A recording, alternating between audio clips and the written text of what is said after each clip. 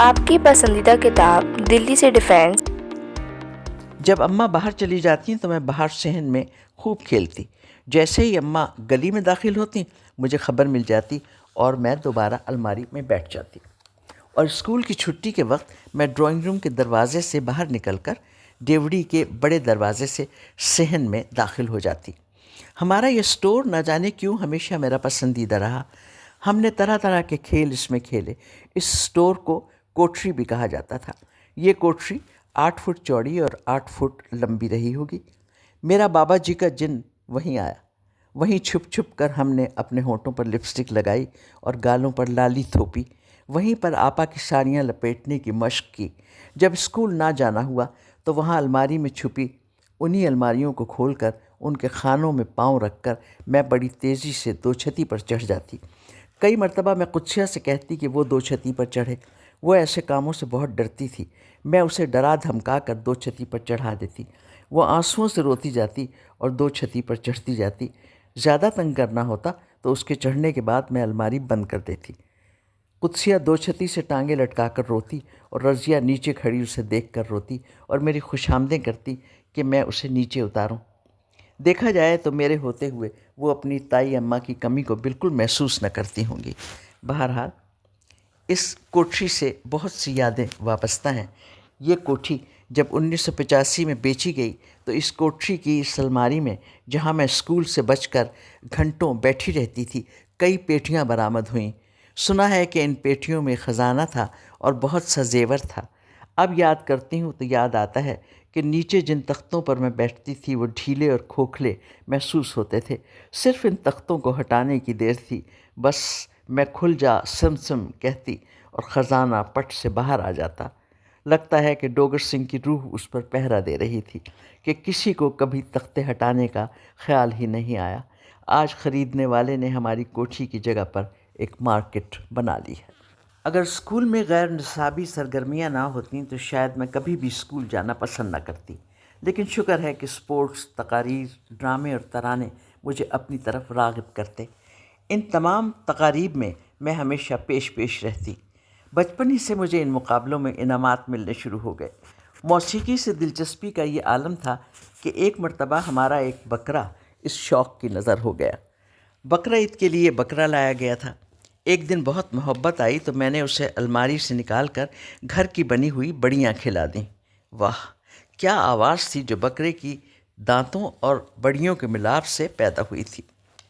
اس آواز کا ایسا نشہ ہوا کہ اگلے 2 گھنٹے کے اندر میں نے ساری بڑیاں اسے کھلا دیں، اور جیسا کہ ہونا چاہیے تھا شام تک بکرے کی آخری گھڑیاں نزدیک آ گئیں، اور بقرہ عید سے پہلے ہی بکرا موسیقیت کے شیدائیوں کے نام پر قربان ہو گیا۔ شروع میں کسی کو اس کی بیماری کی وجہ معلوم نہ ہو سکی، مگر جب اماں نے دیکھا کہ بڑیاں غائب ہیں تو بیچارے نوکر کو کافی ڈانٹ پڑی کہ کتنی مرتبہ کہا تھا کہ بکرے کو الماری کے پاس نہ باندھنا۔ ایک تو سال بھر کی بڑیاں فنا ہو گئیں، اوپر سے بکرا الگ وقت سے پہلے ذبح کرنا پڑا۔ ہمارا کھیلنے کا گروپ اب اور بڑا ہو گیا۔ اشے، مارو، رضیہ، قدسیہ اور کبھی کبھی میرے اسکول کی دوستیں بھی آ جاتیں۔ نگہت بہت نزدیک رہتی تھی، وہ بھی اکثر ہمارے کھیلوں میں شریک ہو جاتی۔ صحن میں ایک بیڈمنٹن کورٹ بھی بنا لیا تھا۔ اشے کی اور میری اکثر گڈے گڑیوں پر لڑائی بھی ہو جاتی، مگر ہم دونوں کا ایک دوسرے کے بغیر گزارا بھی نہیں تھا۔ اشے کے چھوٹے بھائی مجی کی دنیا ہم سب سے الگ تھی۔ وہ زیادہ تر اپنے لیے ماچس کی ڈبیاں یا اسٹیمپ جمع کرتا رہتا۔ مجھے بچپن میں ہمیشہ وہ اپنے نائٹ گاؤن میں یاد آتا ہے۔ اشے اور مجی نے 5ویں جماعت تک گھر میں تعلیم حاصل کی۔ اس زمانے میں بہت سے خاندانوں میں ابتدائی تعلیم گھروں میں دی جاتی تھی۔ مجی سے میری دوستی بچپن کی نسبت بڑے ہو کر زیادہ ہوئی۔ ہم نے مل کر کیک بھی بنائے، تصویریں بھی کھینچیں، تاش بھی کھیلے اور مونوپلی پر شدید لڑائیاں بھی کیں۔ مجھے یاد ہے اماں تاش کھیلنے پر ہمیشہ ناراض ہوتیں۔ ارے کیوں نحوست پھیلاؤ ہو گھر میں تاش کھیل کے، مگر اماں کی ڈانٹ کو ہم نے کبھی ڈانٹ سمجھا ہی نہیں۔ ہماری ہر صبح دیسی گھی کے ترتراتے پراٹھوں سے شروع ہوتی۔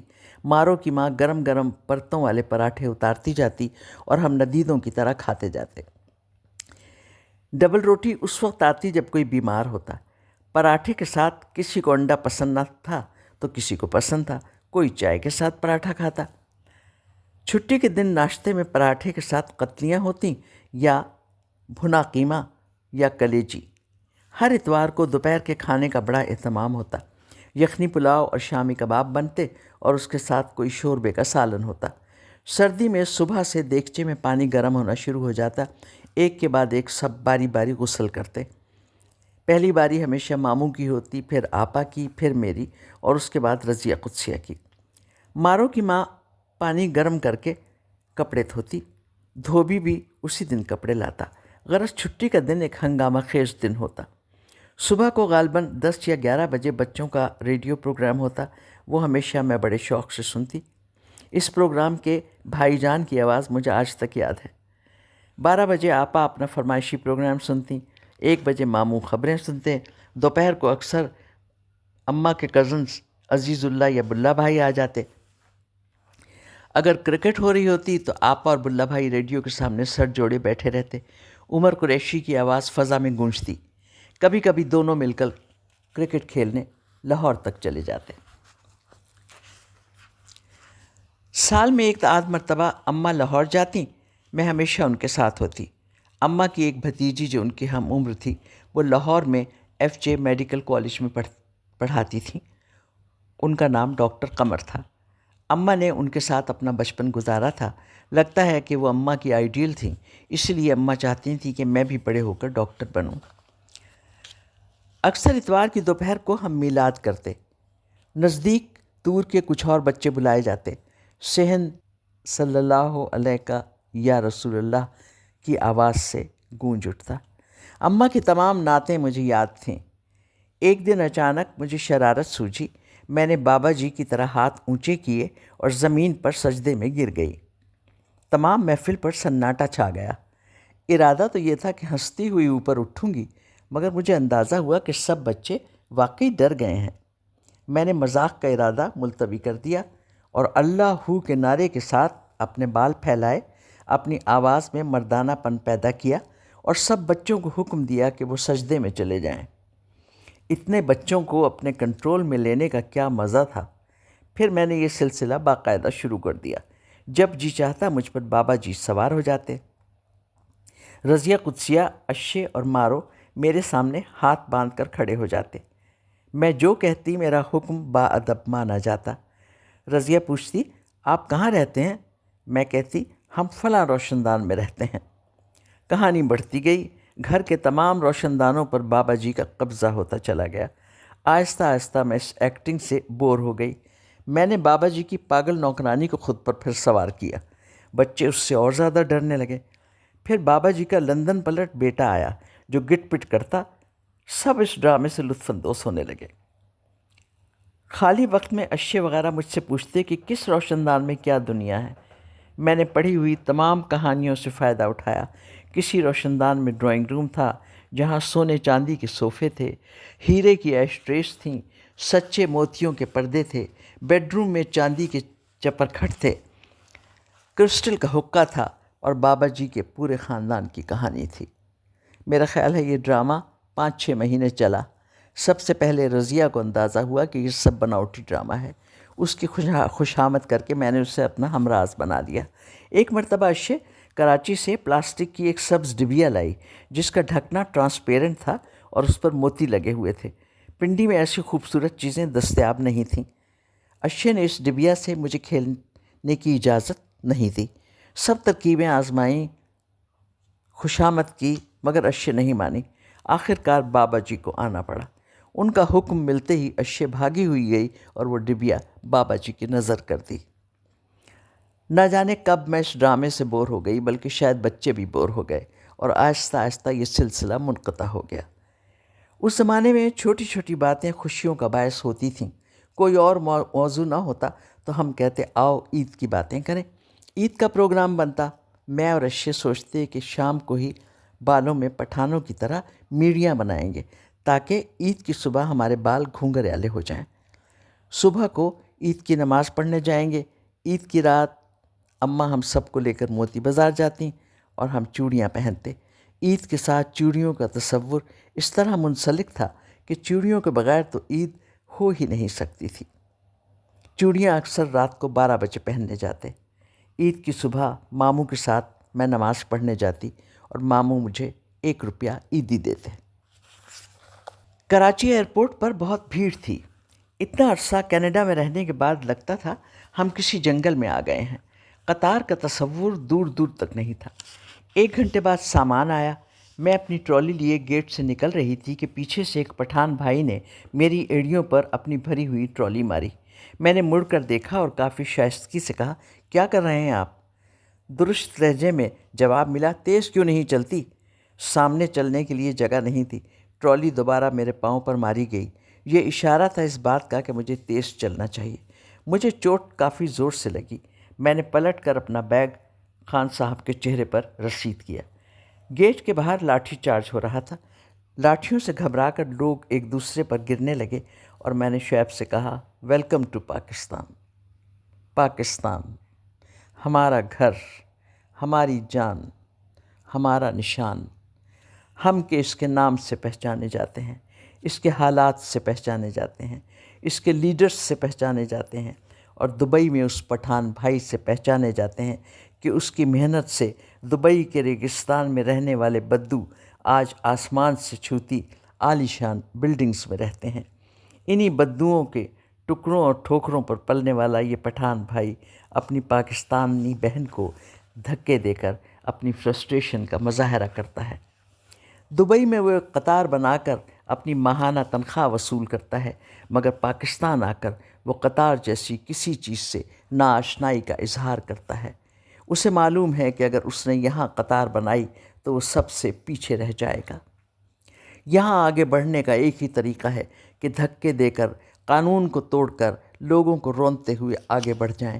اس سے پہلے کہ کوئی آپ کو روند کر آگے بڑھے، آپ خود کیوں نہ اپنی تلوار میان سے نکال کر میدان میں آ جائیں۔ یقیناً میری آپا کو کسی نے اسی طرح روندنے کی کوشش کی ہوگی کہ آپا نے اپنے سامنے ایک شیشے کی فصیل کھڑی کر لی۔ آپا اس زمانے میں گورڈن کالج کے کو ایجوکیشن میں پڑھتی تھیں۔ انہیں اپنا تحفظ کرنا خوب آتا تھا۔ پاکستان بننے کے بعد شروع کا زمانہ تھا۔ باقاعدہ قانون بنتے بنتے بھی وقت لگتا ہے۔